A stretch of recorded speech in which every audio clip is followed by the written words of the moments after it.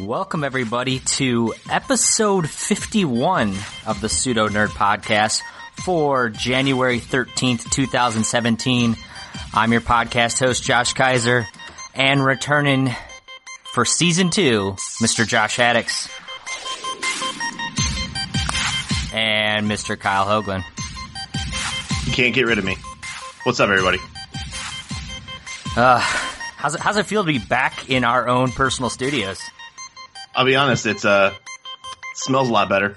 Not having to deal with old no deodorant Haddix over there, right? Oh, hey, sorry guys. I brought the burgers though, so that might have been the after effects of that. Maybe that's what the smell was. I don't know. Still a good burger. I feel like it's still in our hearts somehow. Absolutely. I'd get another one. I enjoyed it. I enjoyed the Big Buford. And for those of you who don't know what we're talking about, go back and listen to episode 50. Where we discuss and break down all the fast food burger chains.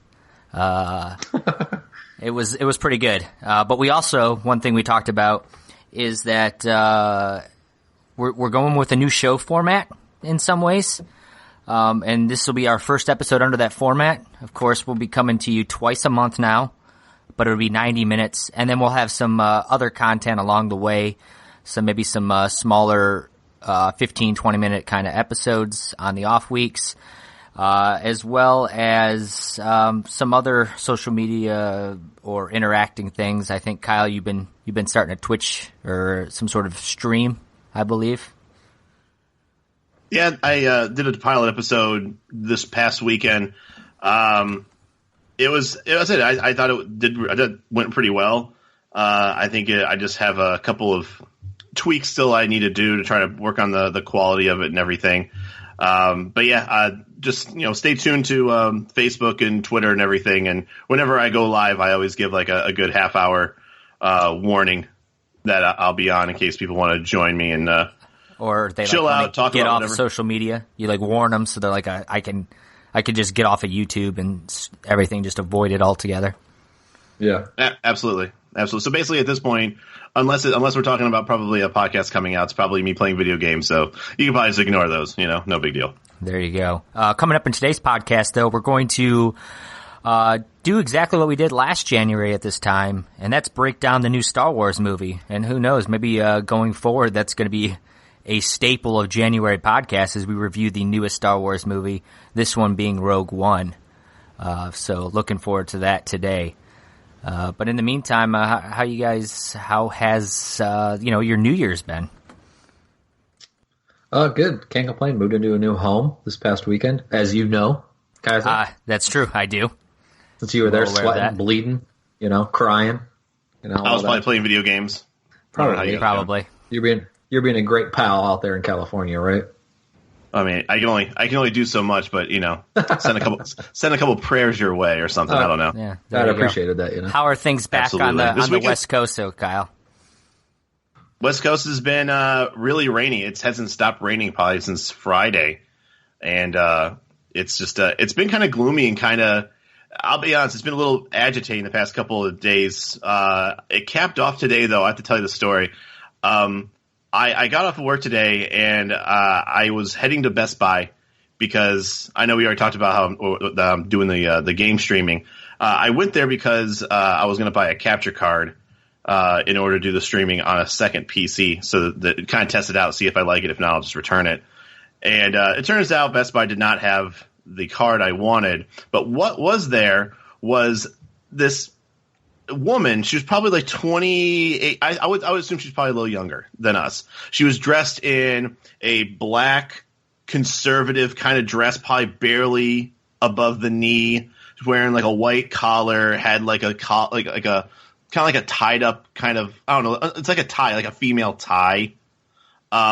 And the first thing you think, if you imagine that kind of person, and she approached me and she's like, "Oh, excuse me, sir. What do you think she wanted to talk to me about?" Cell phones, your cell phone plan, possibly selling you. She does not work at Best Buy. Well, no, but sometimes they... black. I would say some type of, this is going to sound bad, but religious nut, but not like, no, don't feel bad or anything. I literally thought a Jehovah's Witness was coming up to me to talk to me about something. And so I'm having that like the social contract. Like I can't not talk to people. If someone comes up to me and says, "Hey, how are you?" It's just like, "Oh, hi, hey, what's going on?" And I just kind of talk to this person. But no, instead she comes up to me and asks me like, "Do you use Xfinity?" And I'm like, "Oh, yeah, I do." Feeling really relieved because I figured that'd be a quick conversation. All right, yeah, I have Xfinity. Go away. I'm not buying anything because I already have it. So instead, she is going on for about 15 minutes about how she wants to save me money by signing me up and like all this other stuff. It was just, I wanted to go home so bad. The Best Buy is so out of the way from where I was. I still had to go to the grocery store. It's pouring rain. And I was only standing there because I was waiting for the Best Buy guy basically to tell me that they didn't have the capture card. So I'm hoping that he's going to come back and say that they did. That way I can be like, "Oh, sorry, lady, I got to go. I'm going to go get this card. We got to go in the back or something because it's not out." Turns out it doesn't. So now I have to sit here and talk to this girl for 15 minutes. And what ended up happening was I walked out with Encore, I think the NFL Network, and a free phone. And I'm like, I'm basically a sucker. Well, here's the thing. They lowered my price from $200 to $160, but I know how this shit works. You just signed yourself into a 2-year contract, didn't you? Yeah, what I probably just secretly did was I signed up for something where that's going to be the price for like 3 months. And then I'm going to pay $40 more than I originally was paying. And I'm going to have that phone call with them in that 3 months and go get rid of like half this crap I asked for. And they'll say, "No, you have a 2-year contract." Exactly. So you're going to have to pay. So the last thing that happened before I leave, I'm already in a bad mood with doing this and wasting my time. I want to get home, have dinner, get ready for this podcast. And they have self-checkouts at Best Buy. And I decided to go through the self-checkouts.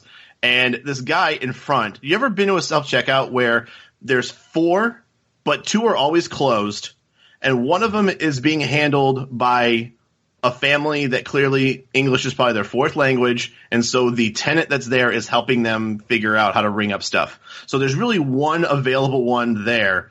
And so there's a guy who's on his phone. He's got a cart full of Best Buy things, and he's just standing there on the phone, and I'm thinking, oh, he's waiting for that one to be open, or like maybe he's not in line. I sat there because I'm a nice person and I couldn't say anything for 10 minutes of just standing behind this guy. And then I'm thinking like, there's got to be a reason why he's not doing anything. Like, is he just absent-minded or whatever? So he gets off the phone and then he just starts bringing up his crap. I wanted to choke him.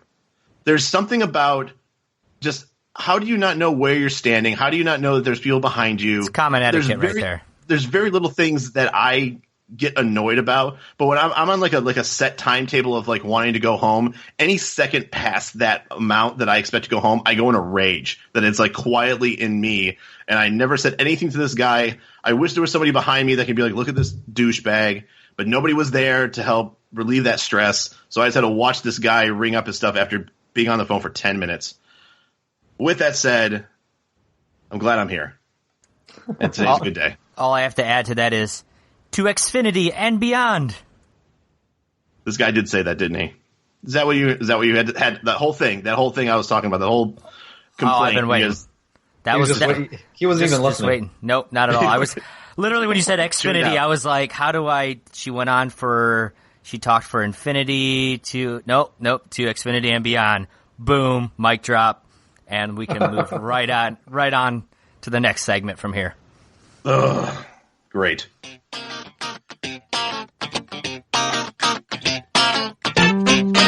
We've been doing our Test Your Knowledge for people who've been paying attention to our podcast and our little extra content. We did all year last year. We did a little competition between Kiser and Haddix. Kiser, I think, deserves a trophy. Maybe I'll send him one. He actually won last year, beating Haddix. I think the final score was 5-3. And it took off to astronomical levels, and it was so popular that now we're going to start including it into the actual podcasts themselves.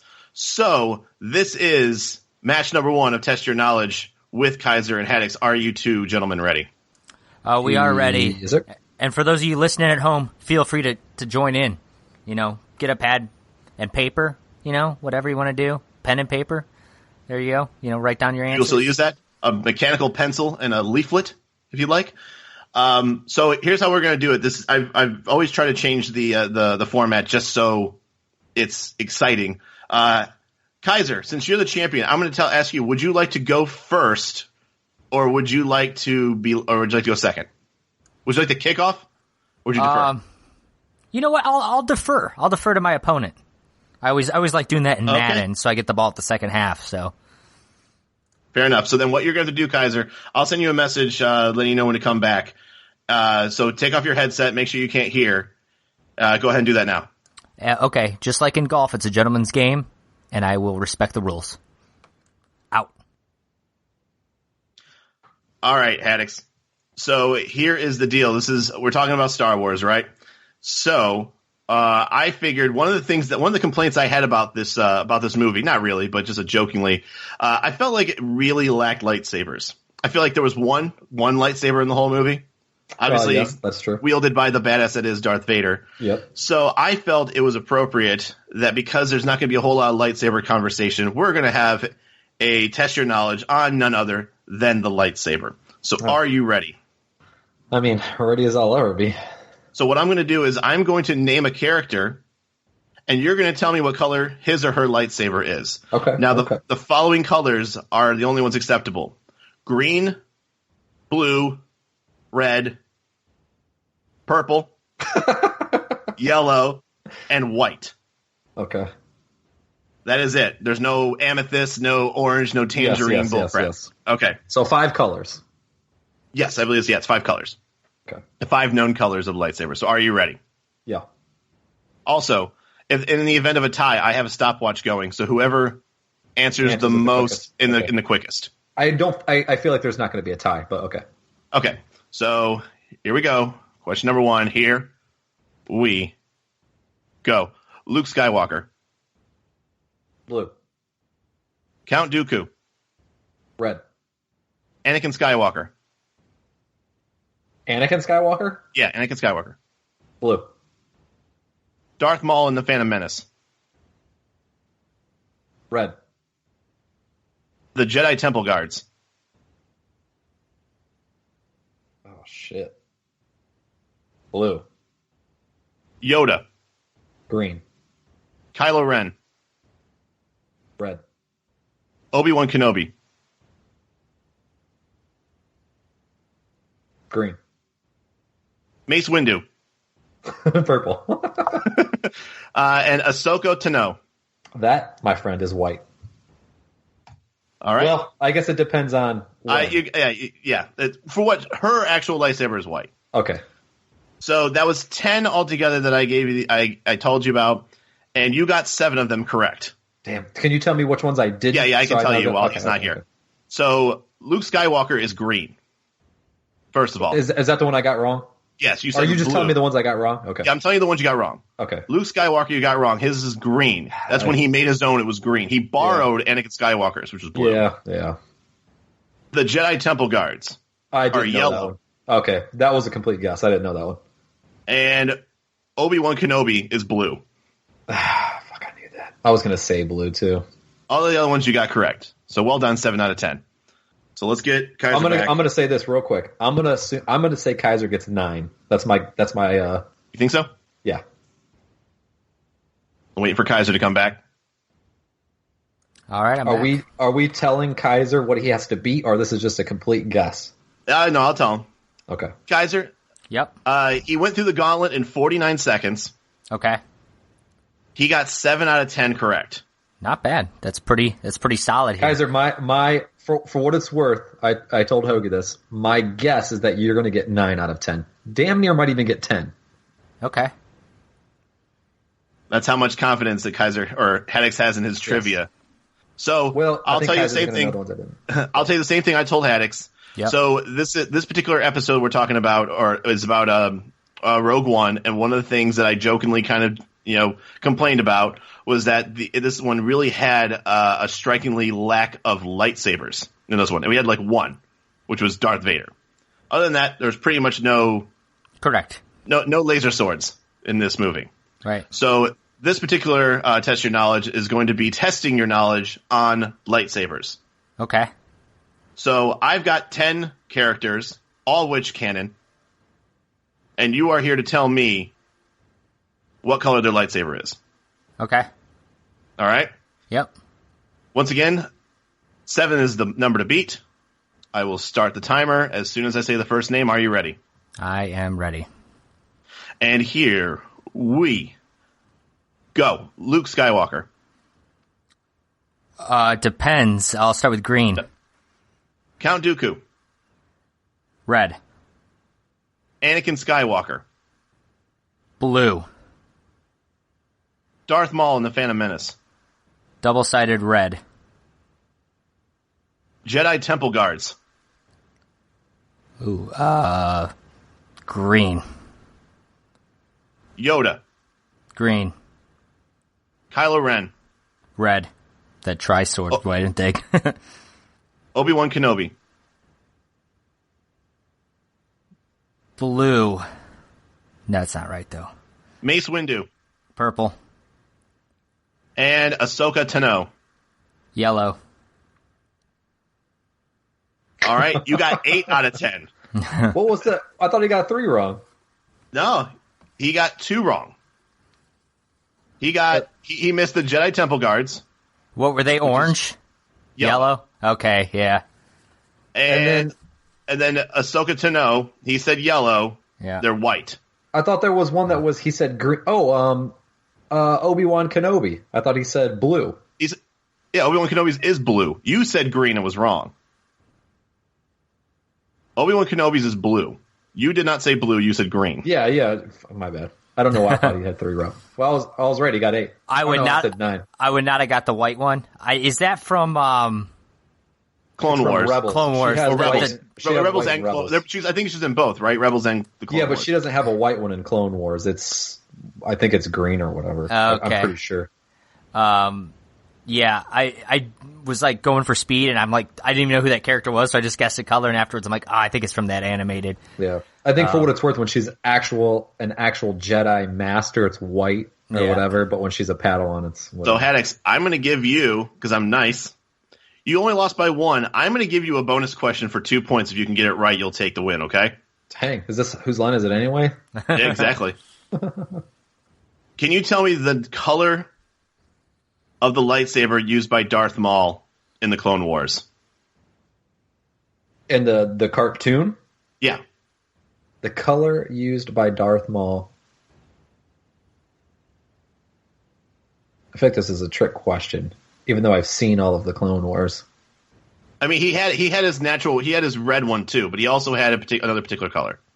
Black. We got a winner here, folks. Congratulations to Haddix. Was it a legit lightsaber, though? It was the dark saber, but yes, it was still a lightsaber. It was like that curved black saber. Yeah. So final score is Kiser with 8, Haddix 9. Haddix, you're going to start the year off right.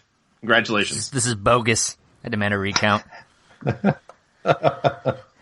to say, hey, if you would have missed it, and you would have been down, I would have given you the question, which, once again, I don't think you watched the show, so I don't even know if you knew that it was black. No, I would have known red was the trick question there, and I would have went with black, but that's beside the point.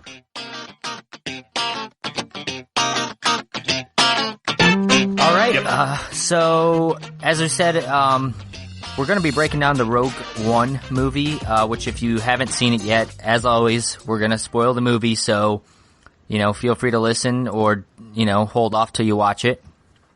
That said, I kind of, as we typically like to do with our movies, I kind of like to go around, get everyone's opinion. What were your guys' thoughts going into the movie? Were you hyped for it? Were you were excited? Were you not really looking forward to it?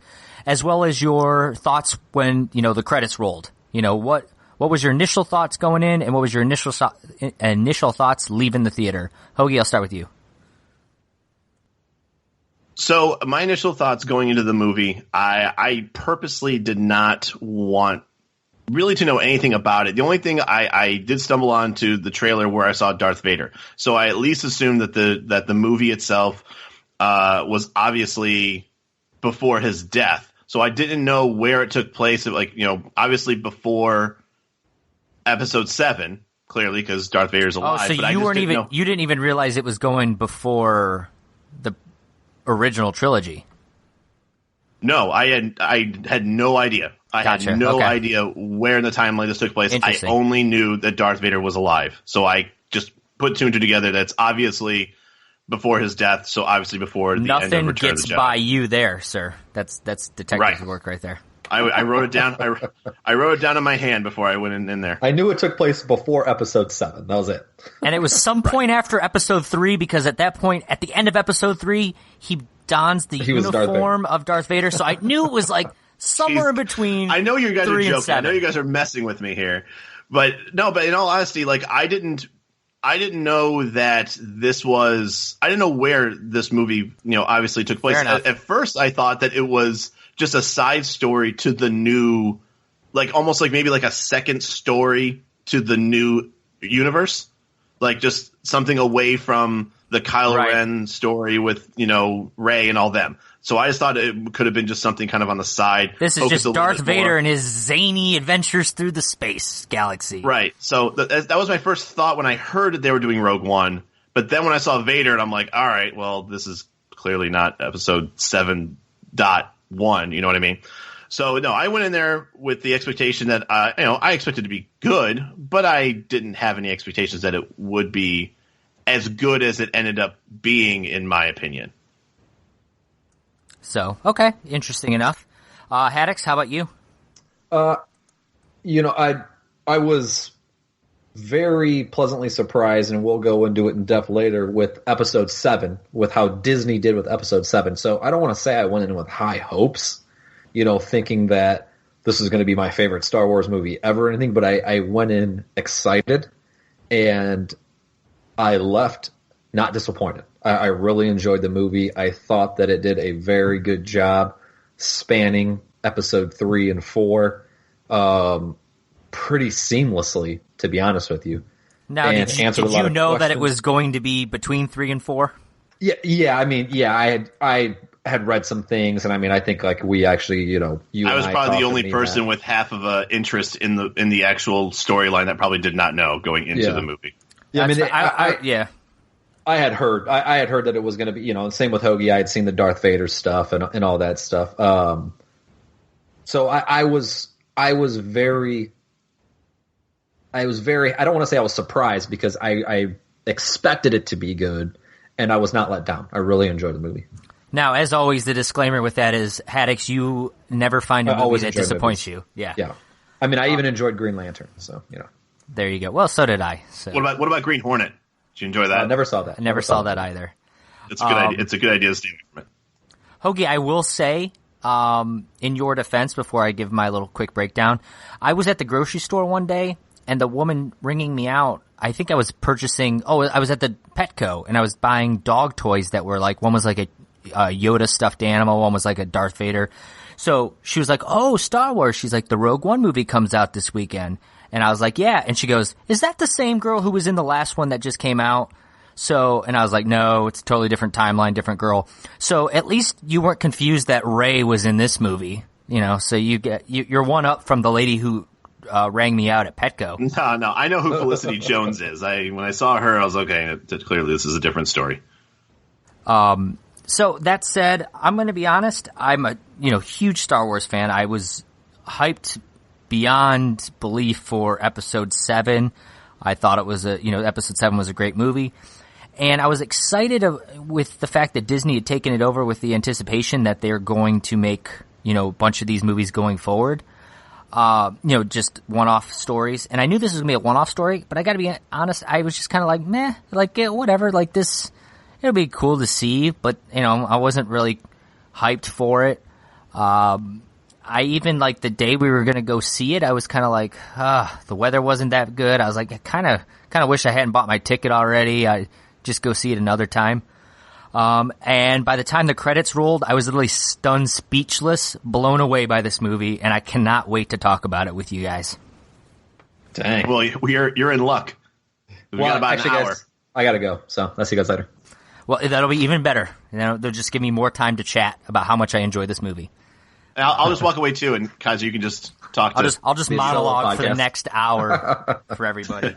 But that said, Hougie, you just mentioned Felicity Jones. Let's go right into character breakdown. And Felicity Jones, of course, playing the lead of the movie as well as the female lead. She plays Jin.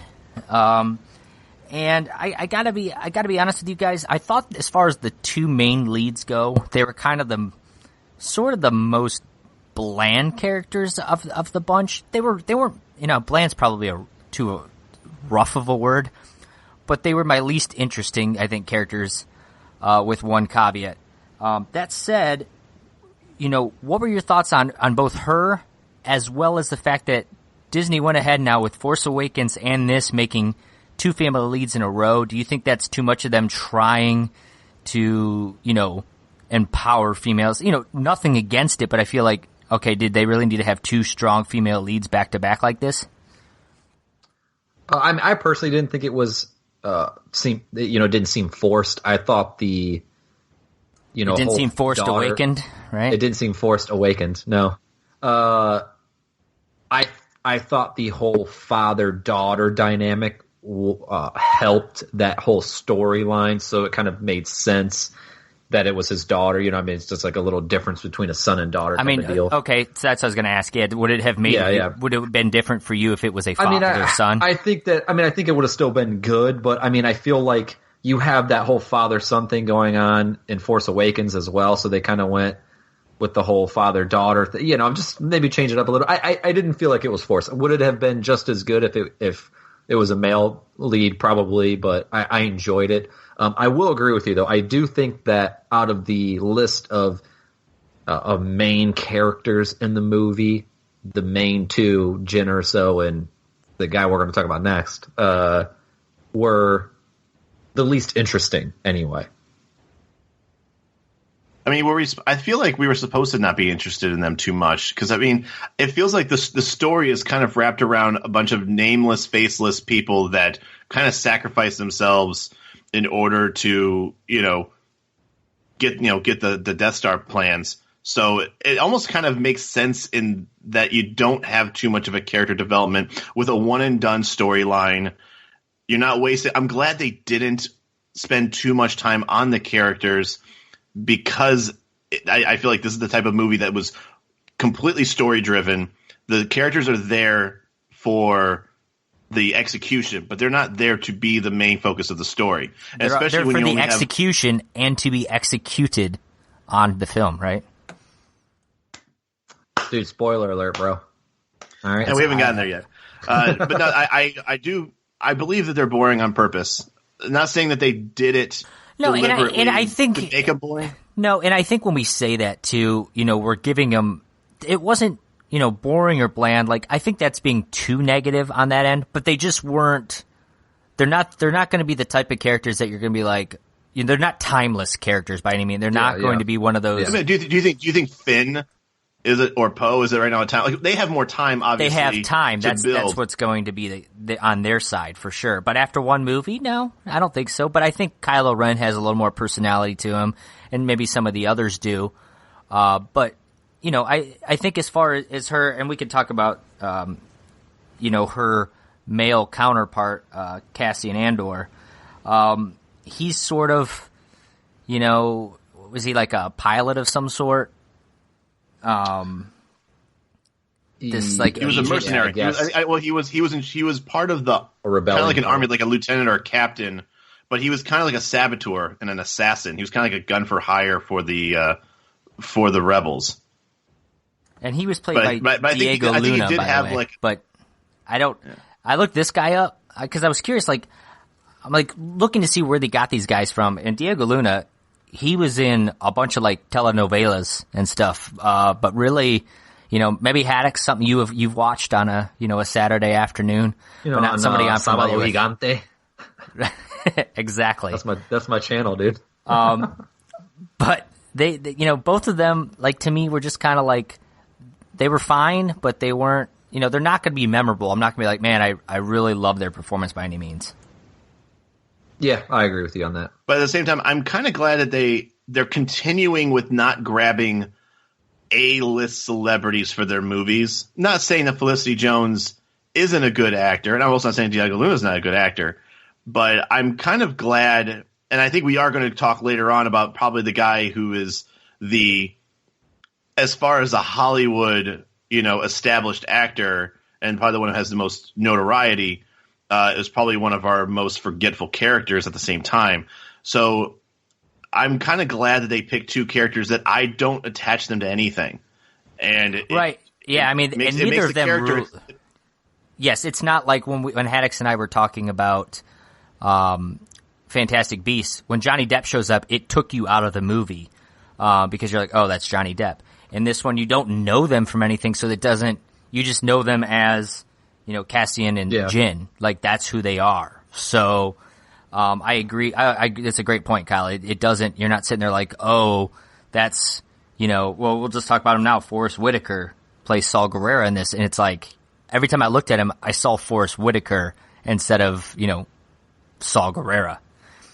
And it's a shame, too, because Saw Gerrera is actually a very interesting and important character. And I don't know who watches Rebels or the Clone Wars or the animated stuff. Saw Gerrera is actually a reasonably, impactful character. And so maybe, and I don't know, like I said, it's the first character that's moving from the animated canon to the movie canon.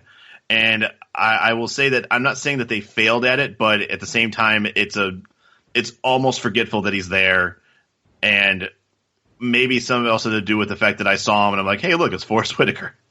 Yeah, and this is for me this is the one character I kind of had the biggest gripe about. And I just thought, and maybe I thought the movie started slow, and that's something we'll get into later. And maybe that's, he was primarily only in the first 30 minutes of the movie, and that's when it was kind of slow and all over the place. So maybe I sort of hold him and his character, hostage in that same area of my displeasement with the movie.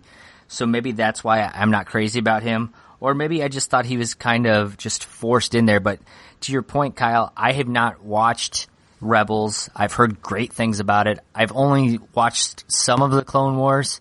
I'm familiar that he is a character in those, and I appreciate that Disney taking the canon from those and bringing it to the, kind of, stream, connecting those two, making it all in one big connected universe. So for them to do that, I appreciate. I just think it just missed a little bit, and I don't know if that's his fault or if how he was written and, subsequently killed off in the movie. But I just, something with it just never sat right for me. I didn't mind him. He actually he was only in 4 episodes of Clone Wars out of all the episodes they had. So it wasn't like he was some crazy in-depth character like Ahsoka or something like that. But like Hougie said, it did kind of tie back to that, give some familiarity, you know what I mean, that kind of deal. And I do think that it did tie a young Jin to her father. She remembered her father, I don't know how old she was, between 6 and 10 in the beginning of that movie when she last saw her dad. I don't know if that actually ever says or whatever, but so it kind of like that's the tie back to her father. So I think he was a little necessary, and to your credit, guys, maybe they did it wrong. Maybe they could have done something a little bit better. I don't know, but I didn't think it was pointless or unnecessary for the movie. They would have had to do that some other way. I'll give you that. It wasn't awful, but I think because of how the movie started, and it's by far the weakest part of the movie is its beginning, and I think I just tie him in with that, and that could be some of my negative criticisms. Is on him. Yeah. That said, go ahead. I had one more thing I want to say real quick about him. And the only thing I also said or I thought about was it was also tough to kind of figure out what he was as far as was he. At first, he seemed like he was the good guy, and then all of a sudden, he seemed like he was like a half antagonist, and it was really weird to read off of him about what, because he was the guy that apparently kind of raised Jin, but then at the same time he was also basically a terrorist, like a leader of a terrorist group, and then it seemed like he was like torturing people in that pilot. And it just seemed like a really weird back and forth with him, and like exactly like, am I supposed to be rooting for this guy? Am I supposed to, hope that his plans fail and whatever his plans are? And then then at the same time, you end up figuring out that he's actually a good guy, but he really has no redemption either. So it just seems like it was such a weird character to have, and there really wasn't like a point that made it worth keeping him. Yeah, and that's what I thought is his. He finally, it looks like they're finally going to go forward with this. He's been this, kind of a leader of a rebellion, whether he's sort of out there or not, kind of an extremist. And they finally, it's like they get a break in their, in the Empire's, chink in their armor or something. They're like, yes, we can attack it. We can do this. We can get these plans. And he's kind of like, I'm going to go here and I'm just going to like die off now. Like, it just seemed like he sort of gave up. But, it is what it is. The next character we're going to talk about might have been my favorite character perhaps. And I'm not even going to try to pretend to pronounce his name. I don't know if you guys remember what it is, but it's the guy that Donnie Yen plays. He's the blind, sort of, I don't even know what you would, if he was some sort of susceptible or force sensitive. Yeah, very force sensitive character. And for me, in a movie, like you said, Kyle, you mentioned earlier in the Test Your Knowledge segment, there's one lightsaber in this movie. It is not a lightsaber movie. It is not a Jedi movie. So that's where, there's differences, right off the bat from typical Star Wars movies, and it starts right there. There's not really many people that have the Force or are Jedis, and this is sort of your connection to the Force in this movie. He's blind, but he's got, amazing martial arts talent. And he's in this movie. You could tell he's just very, very religious with the Force. Like, he's one of the few people that haven't given up. This is a time where Jedis are pretty much dead or long forgotten. The Force is sort of considered this like, voodoo magic that doesn't exist anymore. And he's out there, showing that the Force is still there and can be present in people. And then on top of that, the dude is hilarious in this movie. Really entertaining and just an all-around, maybe the most all-around complete character in this movie by far, I think. Yeah, he provided him and his buddy. What was his name again? What was the other guy's name? I just like this guy's name, I couldn't pronounce without looking it up. I couldn't tell you what the other guy's name is off the top of my head. But yeah, those two were very good. They had their funny moments. And then they had their really emotional moments, like when they both. Yeah, there's definitely a bromance between the two of them. Long friends. It was just a really good. He's also my favorite character, and he's probably a lot of people's favorite character. Because, like you said, it was kind of a way to tie in a good fight scene, like when he beats everybody's ass with his stick. And Baze Malbus, by the way, was his buddy. Yeah. Okay. There you go. Yeah. Yep. So it was a good way to get a little bit of a Jedi without having a Jedi, and to the credit of, the movie in general, or the director, or whoever wrote the story, I think they're trying to kind of branch out on this whole, you don't have to just be a Jedi to use the Force, and it's going to create so many more movies, I feel like, in this universe. So, tip of my cap to that. Yeah, great point there. And then one other character we'll get down, so we kind of wrap up our character segment. And this one, if Donnie Yen's character, who's Chirrut Imi, I probably butchered that name, but that's how it's phonetically spelled. If he wasn't your favorite character, then K2SO, the droid in this movie, probably is. He is, I feel like one thing Star Wars has always gotten right are the droids. BB-8 was fantastic. R2-D2, C-3PO were always entertaining with their back and forth beep boop banter, if you will. And K2 is sort of another droid that, with his own personality. And he's played by Alan Tudyk, who is probably one of the best voice actors out there these days. The guy was, he's done Wreck-It Ralph. He's done, he's in Frozen. I think he's voiced Superman before. So the guy, and if you've seen him in acting, he was in Dollhouse and Firefly. So, the guy is just very entertaining, and playing this droid, I think he was just, funny And honestly, I can let you guys keep going on about it because I just really enjoyed the droid as well. Yeah, he was like you said, him or Donnie Yen's character.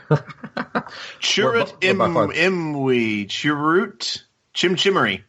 Yeah, and unfortunately, I didn't get to see. I usually watch these movies twice before we break them down, and I didn't get a chance to get back to the theater and watch it again. Otherwise, I'd probably have some of those things down a little bit better. But it is what it is. Donnie Yen's character. I feel like there wasn't really a time where he said his name. And that could be it too. I don't remember it being spoken either. I feel like his buddies had to at least have said it once. Probably. Or when they introduced themselves to Jin or something, you know what I mean? Yeah, perhaps. But as far as the sassy black droid, I love by far my favorite character. And it's done right when spoilers, like when he gets destroyed or in a sense dies. Like that seriously was probably one of the saddest parts of the whole movie. I agree completely. It made him or when Donnie Yen and his buddy die together. Like that's probably dude. Yeah, seriously. It's one of those two scenes are probably the most emotional scenes. So I got because they're all the thing is the one thing that was very consistent with all the deaths. It seemed like they were all dying, doing one last act of heroism. So you struggle with that. Hey, this is your what displeasement? I was going to make fun of you for that word earlier, but yeah, I feel like everybody that was like a main character did like one final act of heroism before they finally bit it, and that was the same thing with Donnie Yen's character. Same thing with Blaze. They almost like they went out guns a blazing. Or they did something that had to be done in order to, go through with the plan, and then they died. K2SO is exactly the same way. He basically protected Cassian and Jin, and all the way up until he was ultimately defeated. Yeah, I agree. Really well done. And whenever you can get somebody who is a droid, is a you don't get a live actor up there that you're watching, and it can tug at the heartstrings when he dies. You've done something right. And for as uninteresting as the main two characters were, I think we can agree that these other characters more than make up for it in one way or another.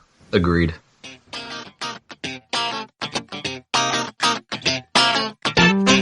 All right, like before with Hoagie's Test Your Knowledge segment, we're going to try a little thing called Did You Know? I'm going to drop a couple little facts here, or tidbits, whatever you want to call them. Fact nuggets.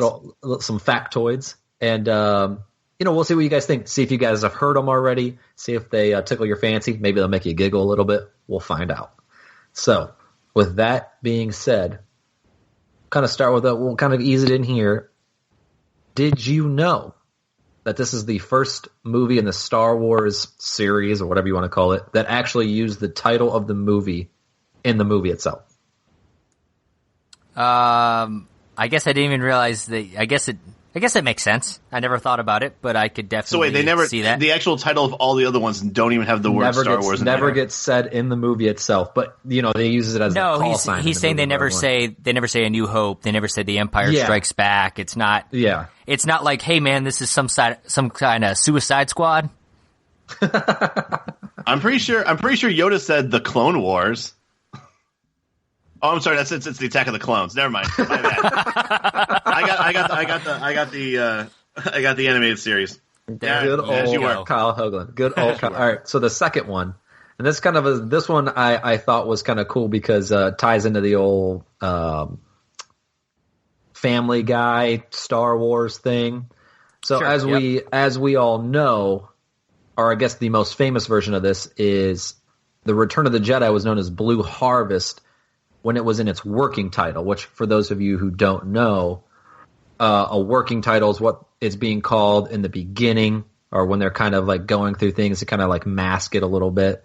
So Blue Harvest was what Return of the Jedi was called. Right, which is why they called it Blue Harvest, the Family Guy. Which is why Star Wars, or Family Guy, yeah. Yep. So Rogue One, the working title of Rogue One was called Red Cup, which is no real big thing there. But a couple of these other ones, I don't know why they made me laugh. Star Wars, which this one's probably well known too, was originally called Adventures of the Star Killer. Episode 1, the Star Wars, whatever. Yes. Empire Strikes Back did not have one. The Phantom Menace was called The Dollhouse. Why didn't they keep that? Yeah.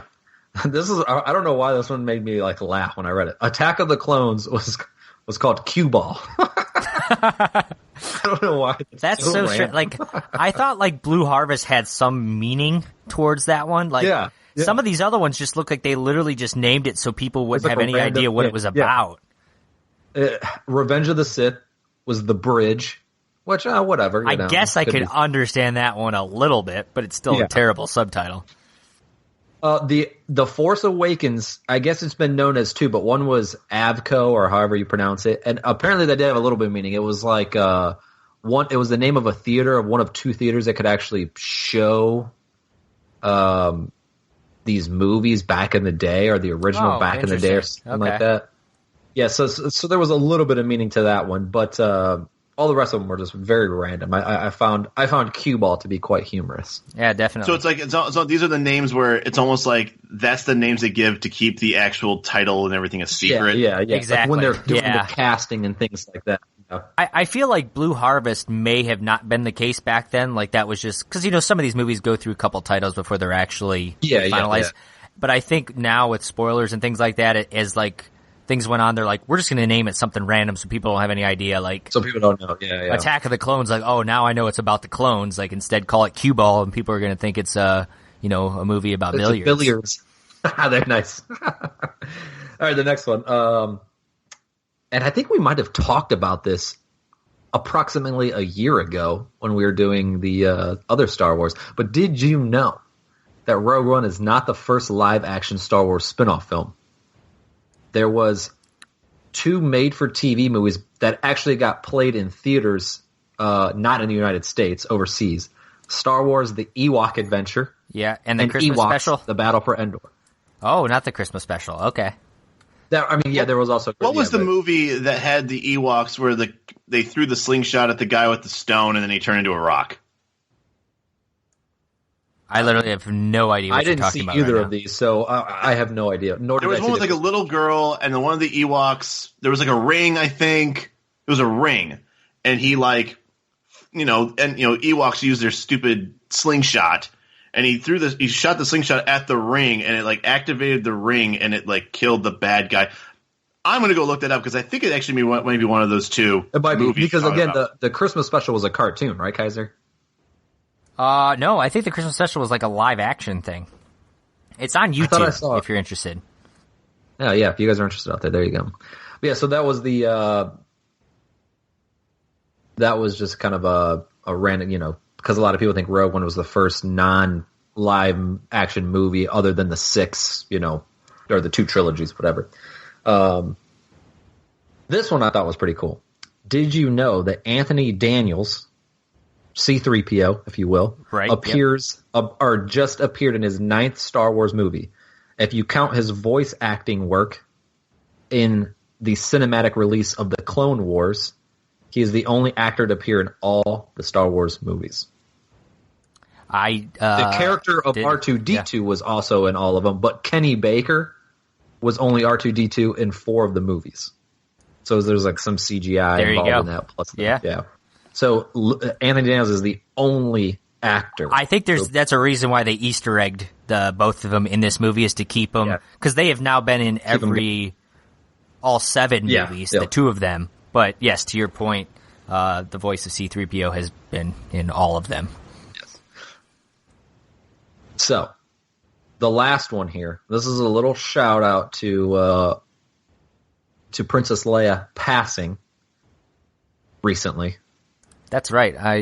We should have honored her in the opening. Yes, we should. But here's a little honor. Here's a little honor for her. I wanted to say this so fast. The last line in Rogue One is Princess Leia. And it is, what is it? They've sent us hope.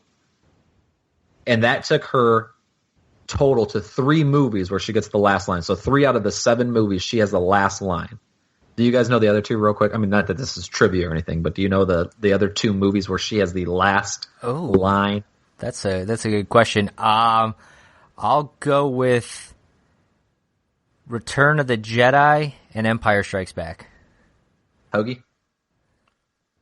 I feel like the end of the first one is them getting their medals, but I can't remember exactly the last line. So I'll say Return of the Jedi and A New Hope. It is Return of the Jedi, where she says, "Oh no, it's not like that at all. He's my brother." And actually, The Force Awakens. She says, "May the Force be with you" at the end of the movie. You know, I was wondering if it was Force Awakens. Yeah. The funny thing that I found out while I was looking this up, though, is the other 5 movies. So there's those 3. The other 5 movies, including Rogue One, out of the 8, 3 of them, or technically 4 of the other 5, the last line of the word is a noise. At the I was end going to say, Chewbacca's the end of New Hope, right? He growls at the end of New Hope. At the end of The Empire Strikes Back is Luke saying, "Ow," when the droid's testing his arm. Oh, is that the last line? Because I pictured them, they're on the ship looking outward, so I thought maybe she says something there. Yeah, he says, "Ow." At the end of Phantom Menace is Jar Jar Binks saying, "Yahoo," at the end of the movie. and at the end of Revenge of the Sith, it's C-3PO saying, "Oh no," and that's the end of the movie. The only movie that ends without Princess Leia or without a noise is Attack of the Clones, when Yoda makes his whole thing about begun the Clone Wars has, like Hougie said, where he says the title of the movie. So. Shut up.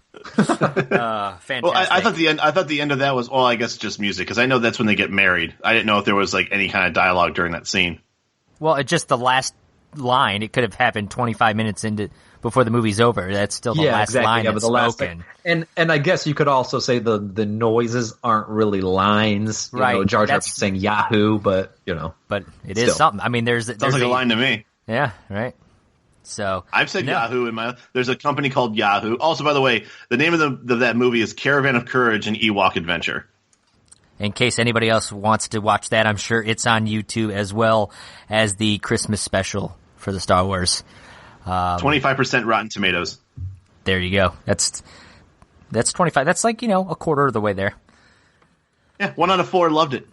So there you go. Little factoids, Haddix. I gotta admit, I learned some new things today. There you go. I don't know how much giggling I did, but they were very insightful. Cue ball, dude. Cue ball. Come on. I giggled at Hougie not knowing the name of episode 2. So.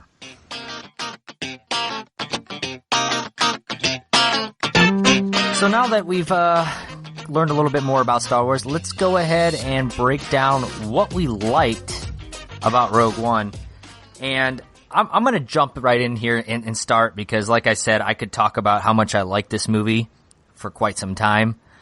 And one of the biggest things, and one of the biggest jokes and gripes with the movies in general was, the original movies, I should say, is the Death Star being this big destructive planet killer and having this weakness where, all you got to do is hit it right here in the center and the thing blows up. And it's always been kind of a big joke.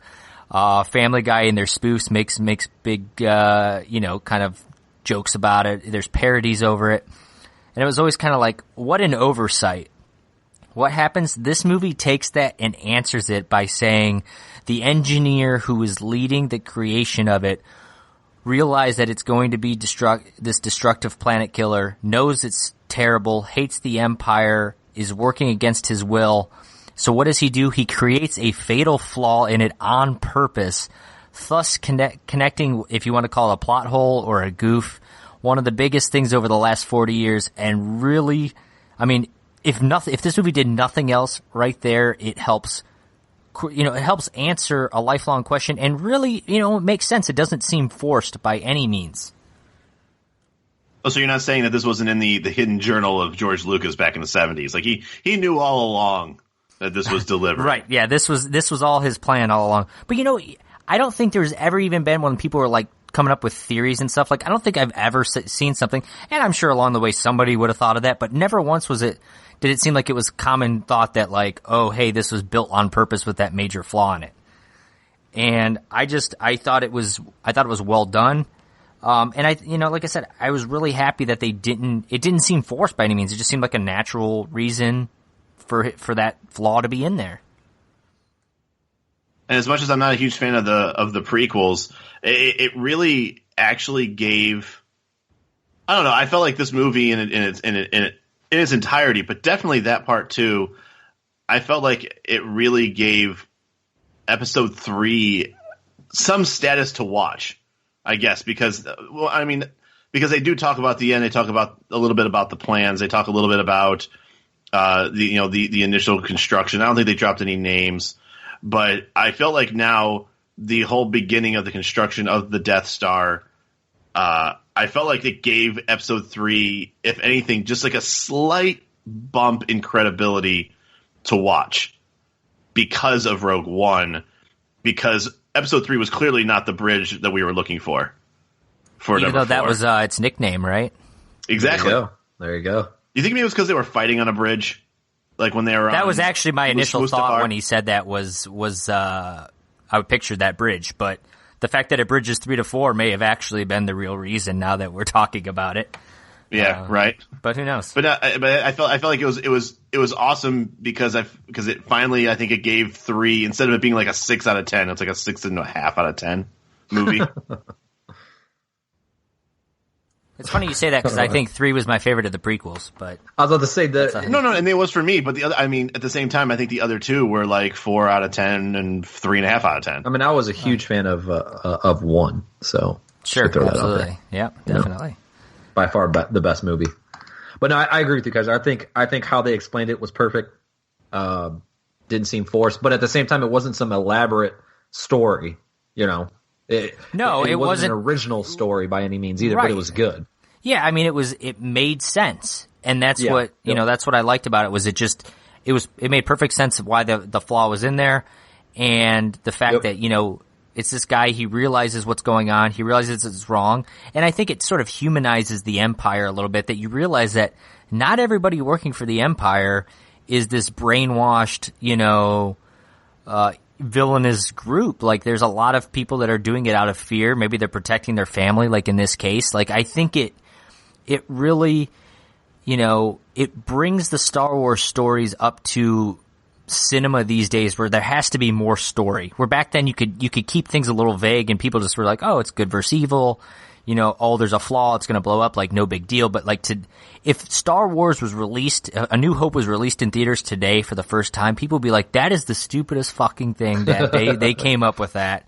And, instead, here's what happens. So, I think it was really, I really enjoyed that aspect of it.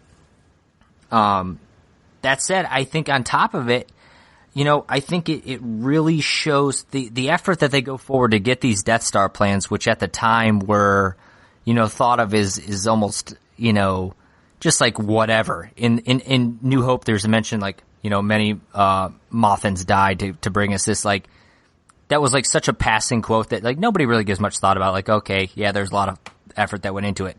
You just witnessed how much effort went into it. You witnessed all these people sacrificing their lives to get these plans. Like, you realize just how important these plans are to the rebellion.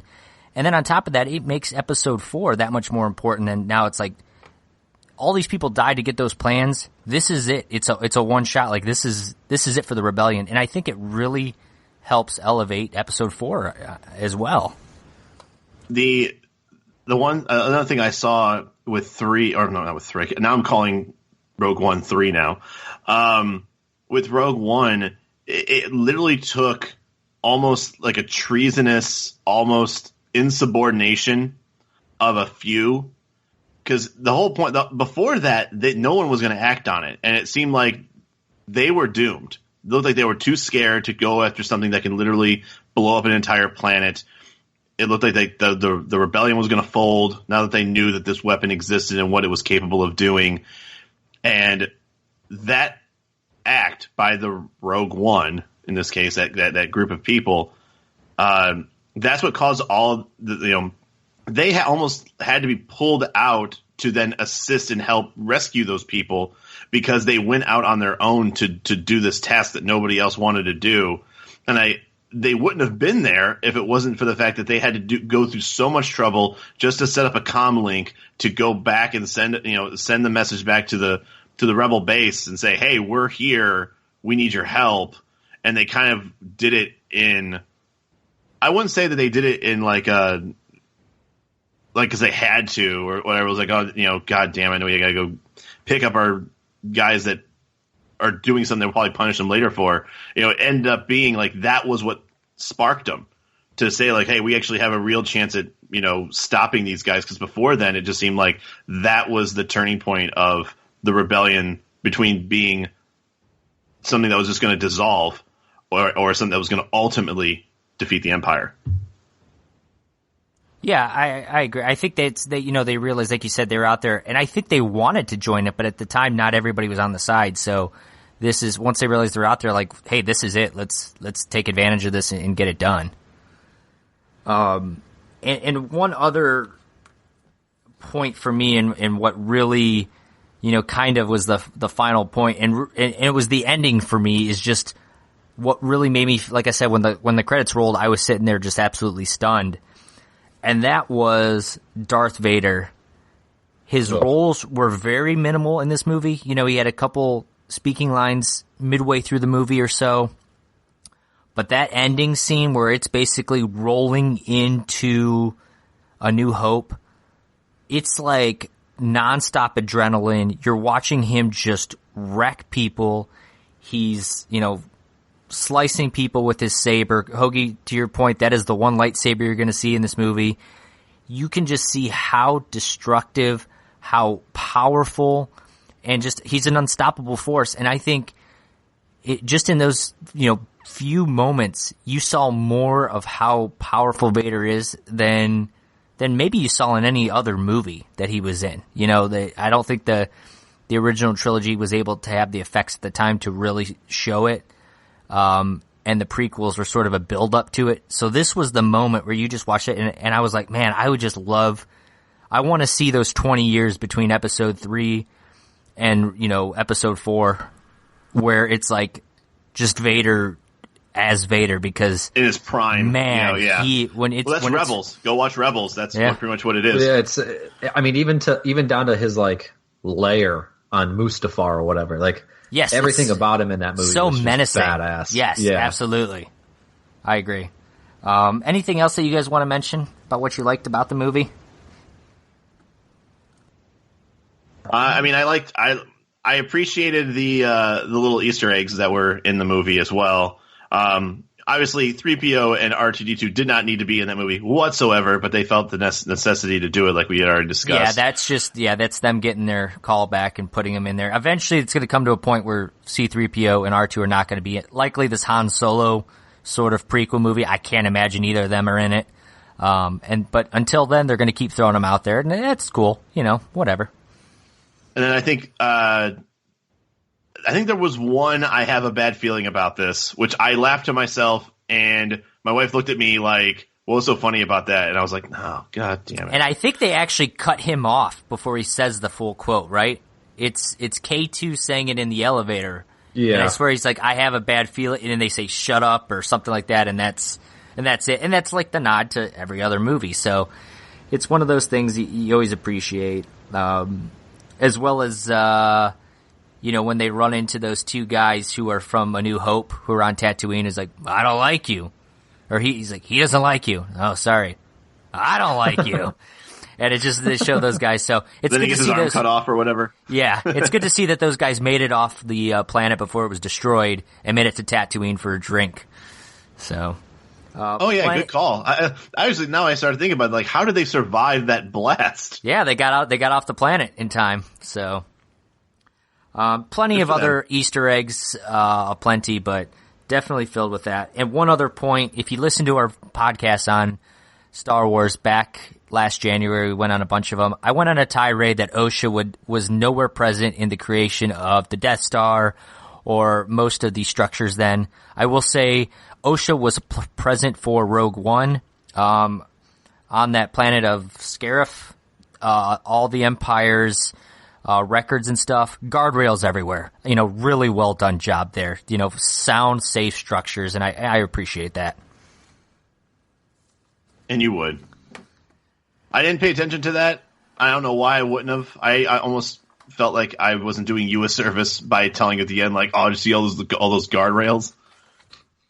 Yep. But there was way more to discuss than the guardrails. Absolutely.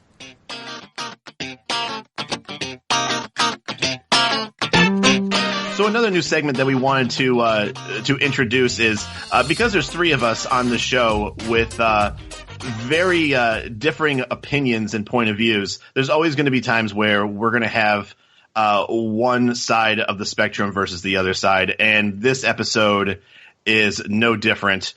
Once again, this is a classic, Kiser versus Haddix. This is known as the Great Debate. And I am your moderator, Kyle Hoagland, and today's debate is Rogue One versus The Force Awakens, the two most recent movies in the Star Wars universe by Disney. And they're going to talk about which one was better in their own opinions. Now, this is going to be like a classic debate kind of format. There'll be a topic of discussion. It'll be opened up by one of our esteemed colleagues. There will be a rebuttal, and then we move forward. So we'll have an opening statement, and then a combat, and then a rebuttal. Classic debate. And once this is all done, we would love to hear from you guys on the old Twitterverse. We'll put up a Twitter poll to ask you guys, who do you think won this great debate between Haddix and Kiser? Now, before we start, Kiser, I want you to tell me, what side are you on? Are you a Rogue One fanatic, or are you a Force Awakens fanatic? You could call me Rogue One's #1 fan. No, we're not gonna. But he's representing. You could, representing Team Rogue One. And Haddix, obviously, that means what? I am a strong force for The Force Awakens. I like it. I actually, that was more giggling than any of your giggles of the did you knows. So let's go to the first topic. So the first topic to discuss is the characters. We'll leave this to a maximum of 2 minutes. Haddix, please, your opening statement. I mean, I'm not even going to need my whole minute. I think that the characters in The Force Awakens are by far better than the characters in Rogue One for two reasons. One, they're going to be around a lot longer, or they were characters that we've gotten to know and love in multiple movies in the past. For example, Han Solo, Princess Leia, C-3PO, R2-D2. And the new characters are characters that we're going to get to know real well in the next coming movies. Hands down, Force Awakens is better for the characters alone. Kiser, you have a rebuttal. Or, I'm sorry, you have a chance to combat the issue. Yes, so, I mean, Haddix, with Force Awakens, you definitely have the luxury of classic heroes from previous films, along with developing characters for future films. Rogue One doesn't have that luxury because their characters are dying for a cause. While I agree some of them could use a little bit of work, I think I can sum this up with just something we recently talked about, and that's 2 words for you: Darth Vader. In 5 minutes of Rogue One, you saw the most menacing, villainous, strong, powerful villain that has ever graced cinema presence in that 5 minutes, stronger than you ever saw him in any of the other 3 movies in the original trilogy, both in the prequels, and for that alone, you could say that the characters in Rogue One were just better written and more entertaining, and Darth Vader is the man. I let you go a little longer than I think I should have let you, but Haddix, your rebuttal. My only rebuttal is he was by far more menacing when he was killing all those kids in Episode 3. And my point still stands from earlier. All the characters, future, past, you can't beat it. I don't know if I would use the word menacing for murdering children, but that's my point. That's my point. I think there's a different word for that. All right, so that was everyone's discussion on the characters. Topic number 2 is the overall storyline. And Kiser, we're going to let you open that one up.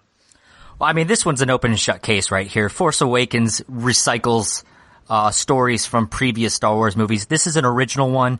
This is showing you how they got the plans for the Death Star, and it really elevates episode 4 and the gravity of the situation by creating and closing loopholes from previous movies and really just strengthening other movies in the process.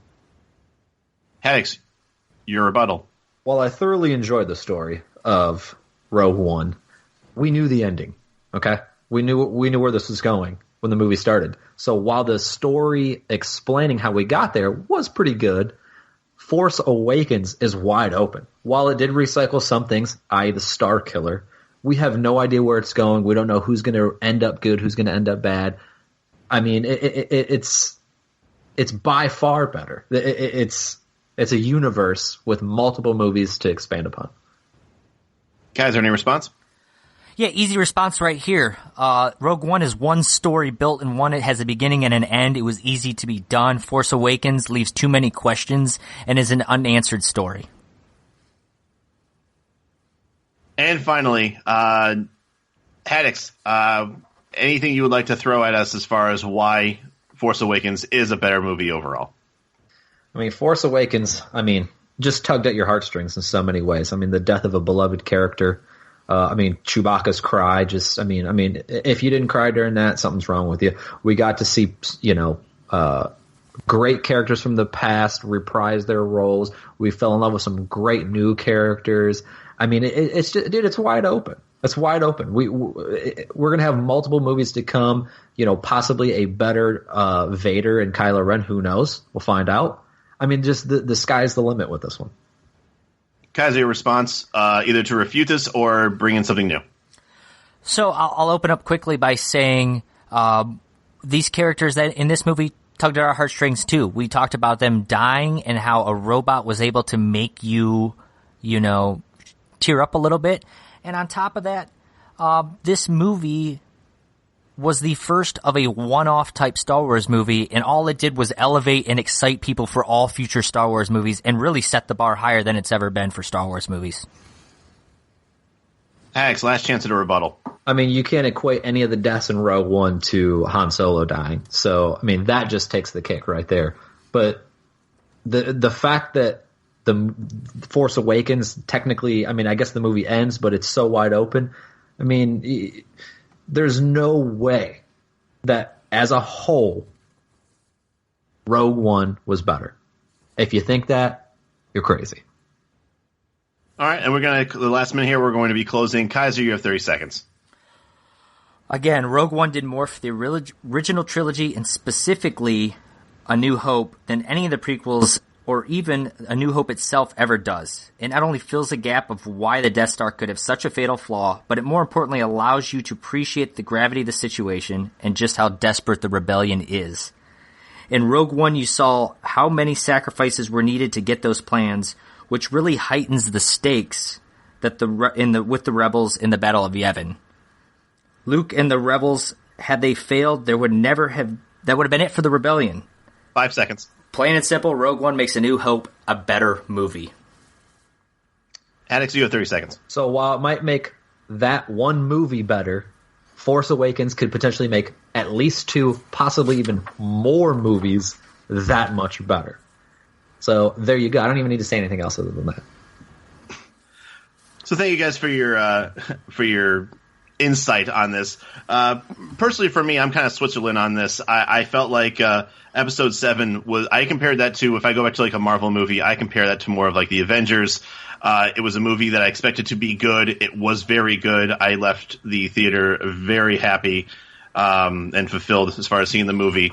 And then I kind of took Rogue One and I kind of throw it in there with the Guardians of the Galaxy. I walked in there with very little expectations, just figured it would be an entertaining movie, and was completely blown away. As far as this particular debate, Haddix, I understand. Most of your arguments are going more towards the nostalgia of the past characters and the promise that obviously there's going to be more movie, there's going to be more story to go forward. But if we're going to go ahead and go 1-to-1 with the content of a single story in a single movie, I personally actually, from just listening to both of you, I actually would side with Kiser on this one. And you know what? It doesn't matter what I have to say. Twitter, we would love to hear your thoughts. Who do you think took this one, Kiser and his Rogue One argument, or Haddix and The Force Awakens? We'll have the poll when this podcast comes up, so make sure you're paying attention at Pseudo Nerd Pod. There you go. Vote Rogue One. Don't vote Rogue One.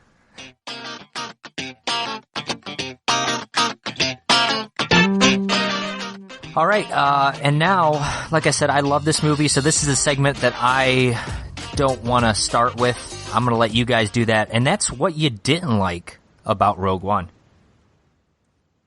I'll go ahead and kick it off. I think we can all agree, or at least you and I, Kiser. I don't know if I've gotten your opinion, Hoagland, but I think the only thing that I didn't really care for, I don't even want to say that I hated it or didn't like it, but I didn't really care for, was the little bit of love story, a little bit of romance they tried to add into the two main characters, Jyn and Cassian, Prince Cassian. Instead of Prince Caspian, you guys see what I did there? I see what you did there. Yeah. I found myself at the end of that movie saying, please don't kiss each other. And they didn't, thank God. And it was kind of like a little saving grace. They just hugged. So I guess you could kind of say, oh, well, they just became really good friends or something and whatever. Hey, we'll never know. But that was probably my only gripe with the movie. Yeah, I agree with this. I think...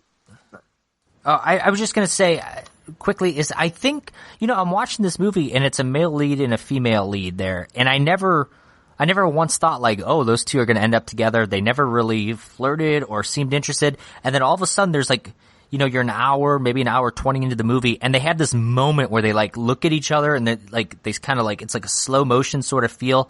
And I'm like, oh my God, are they about to have these two like become love interests with one another? And it's at that point, it's kind of hinted at a little bit here and there. And then, like you said, at the end, they almost, you think they might kiss, they don't, they embrace. So it's like they dialed it down a little bit, but it just seemed so unnecessary. And like they really just could have cut a couple of those little things out there and would have never been a love interest. And I think I would have been even better with it. So I agree that it just did not need to be there. It seems like Hollywood always has to add this to movies, and I hate it. And that's what I was going to say. Like, I'm not surprised by things like this where they add like a small little bit of romance. And in the end, it doesn't really matter. They get vaporized anyways. I think it makes that ending with them embracing before their ultimate doom maybe a little bit more emotional, because they did have a couple of moments where I think they had a legitimate caring of one another. And it might not have even been romance as much as it's just more of like, they started the movie just like kind of like Han and Leia, where they were very indifferent with each other to the point where they almost seemed like they couldn't stand each other. And slowly but surely they were building that trust. And then next thing you know, they realize that this is ultimately going to be a suicide mission. And I think that's when they kind of start opening up with each other and building that trust. So do I think that really means romance? I mean, maybe. But it's such an element that is used so much by Hollywood, and it's for everybody seeing that movie, not just the three of us. There's going to be a lot of people there who are going to go there that will be interested in the, I guess, the sadness that these two maybe realize that they did love each other, but it's for naught because they're obviously going to be destroyed by the Death Star. Yeah, and I think that's what it is. I think they try to add the aspect like, they wanted to increase like how much they sacrificed for it, which I appreciate, but I could have done without it. That said, Hougie, you brought up a good point. How it was a suicide mission. I never heard once during that movie, like when they started this, like one of Cassian or someone saying like, man, is this some kind of Suicide Squad? I cracked myself up. You're getting nothing out of me. Nothing. I enjoyed that because I enjoyed Suicide Squad. So there you go. You enjoy every movie though. Like that true. means nothing to me, Haddix. Hey. Oh, go ahead. No, sorry. Continue. So I'll say the love interest, I could have got over it. Like I can appreciate some of the points you made, Kyle, on why they did it. What really bothered me was the slow start.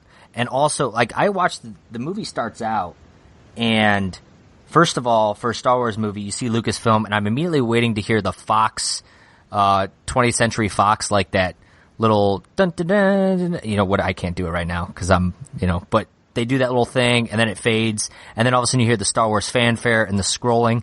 None of that happens, and all of a sudden I'm like, oh wow, this is like really going to be different. And so it took me back a little bit, and then all of a sudden it's like every 30 seconds they're on a new planet, they're talking about new characters, and I'm like, I don't know who any of these people are, I don't know what the heck is going on, and it really was just all over the place. And I remember I'm 15 minutes into this movie, and I'm like, I absolutely hate this. I was like, oh my gosh, I haven't read anything about this movie, like what people thought so far. And I'm like, it's going to get blasted. This movie's terrible. And lo and behold, I absolutely love it. But man, that beginning is rough. And do you think like the turnaround was probably the destruction of Jeddah, probably, right? I think that's when I think it kind of took that sharp turn when the first time the Death Star is used to destroy that city, and Saw Gerrera kind of, you know, has his last moment of watching where he is and he dies. I think at that point it really picks up. But no, I agree that the very beginning it just seemed like there was nothing to hold on to for a Star Wars fan. You're kind of waiting for something almost, and that's, once again, maybe that's on purpose. Once again, you left it there loving the movie, so maybe it was almost like, all right, when's it going to happen? When's there going to be something that I can latch onto? You know, these are new characters. You know, in some cases, new places that they're going to. There's nothing to link you to the universe that you're used to. And once again, this is a brand new story that still is supposed to tie into the story we already know. So I think you knowing that, and Haddix, you knowing that, I not knowing that, maybe you guys expected there to be a little bit of maybe fanfare at the beginning of like, oh, that's recognizable. That's something I know. And that just was not the case at all until much later in the movie. I don't think it was any of that. Like, I fully expected this.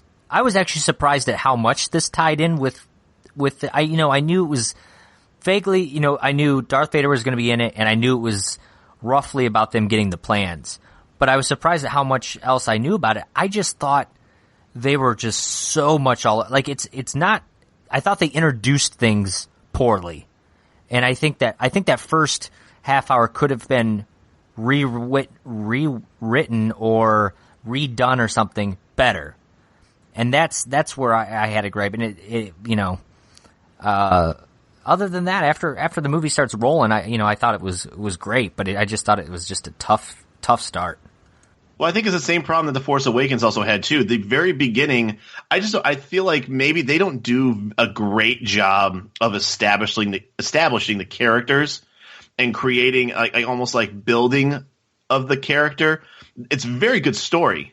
And I think maybe we've actually said that a little bit with like the DC movies where it's so plot driven, but then the actual story or the actual character development kind of takes a back seat.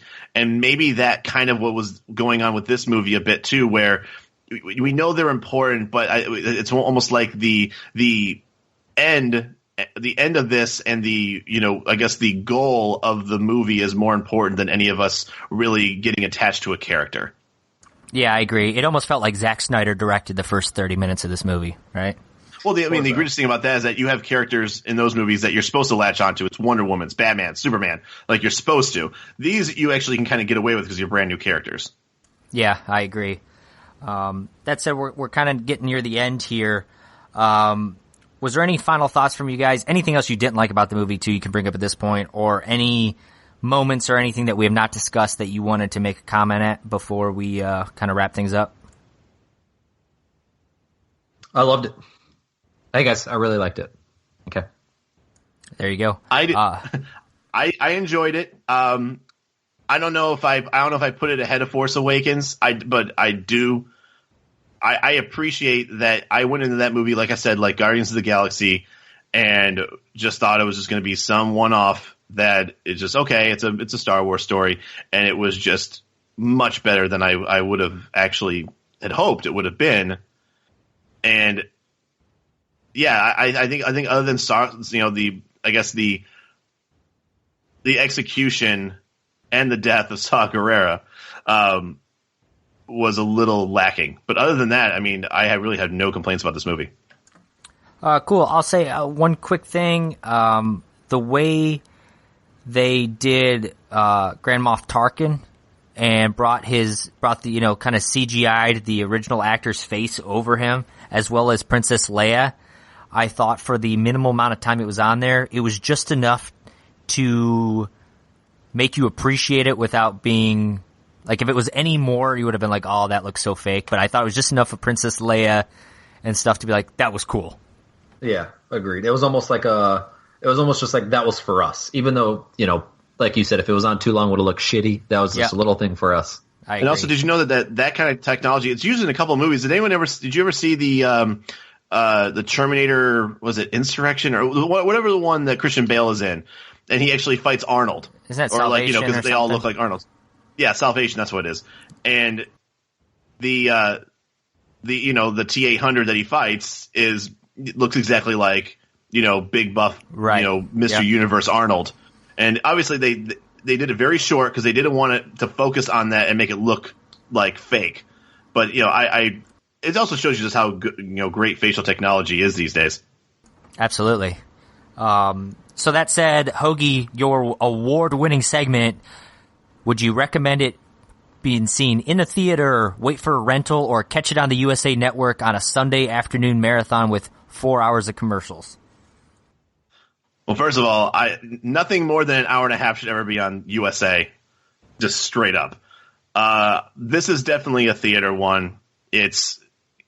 You would not think it if, like I said, going in it for me. I automatically just thought that this would be like, maybe it's on Amazon. Maybe I'll take a look at it. But after seeing it, it ties up so many things and so many questions asked. There's the right amount of fanfare. I definitely say go see it in the theater, even though I don't know if it's even in theaters anymore. Oh, I believe it still is in theaters. You all know how I feel about it. Absolutely go see it in the theater. Go see it in the theater 2 or 3 more times. I know the more I talk about it again here, I'm going to have to go to the theater here and see it again really, really soon. Haddix? Theater, hands down. So there you go. I think that's our most unanimous decision on a movie that we've probably reviewed yet. Maybe Force Awakens, we were probably right up there. So I think we all agree, Disney, keep on making Star Wars movies. We'll keep on reviewing them every January. So. For sure. All right. That's going to be the show for the week. So, feel free to let us know on the social media. Follow us on Facebook, on Twitter. We're going to have that fan poll up on our debate. But, let us know what you think about the new show format. We got the new segments. Did you like the segments? Were there certain ones you didn't? Give us all that feedback. Go to iTunes. Leave us that rating. And, pseudonerdpod.com. We got all the social media on there. And don't forget, check out Hougie streaming himself, playing some video games. Always, well, I'm not going to say it's always entertaining because, it might not be. But because it's Hougie. It's me. Right. Also, make sure you're messaging that guy who's in charge of our Instagram. Tell him to get his act together. I mean, dude, we haven't posted anything in a month, bro. That's right.